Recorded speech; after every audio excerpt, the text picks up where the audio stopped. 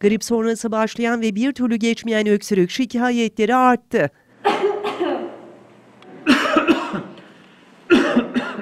Hava sıcaklığındaki ani değişimler ve rüzgarla tetiklenen kuru öksürük alerji olarak da karşımıza çıkabiliyor. Özellikle kış aylarının yaklaşmasıyla, sonbaharın kendisini hissettirmesiyle birlikte grip, nezle gibi üst solunum yolu enfeksiyonlarında bir artış yaşanmakta.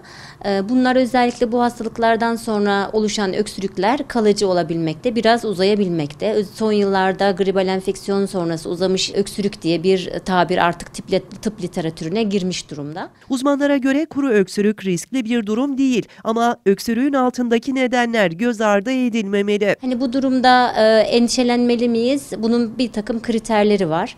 Bunun tabii çok uzamış olması, sürenin 1,5-2 ayı geçiyor olması, altında ciddi bir hastalığın habercisi olabilir. Ya da ateş, gece terlemesi, iştahsızlık gibi bir takım semptomlarla seyrediyor olması, yine altında zatürre gibi, akciğer kanseri gibi bir takım hastalıkların araştırılmasını gerektirebilir. Peki geçmeyen öksürükler için evde neler yapılmalı?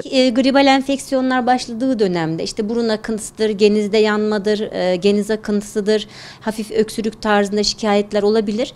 Bu durumda evde bir takım bitki çayları, zencefil, bal, propolis birazcık daha popüler, propolis türü destekleyici gıdalar kullanılabilir. Özellikle sıvı alımını artırmak gerekir. Hem balgam söktürme açısından hem öksürüğü de ve boğazları rahatlattığı için sıvı alımını artırmak gerekir. Bazı öksürük durumlarında öksürüğü kesmek doğru olmayacağı için ciddi öksürüklerde evde kendi kendimize tedavi olmak yerine bir doktora başvurmakta fayda var.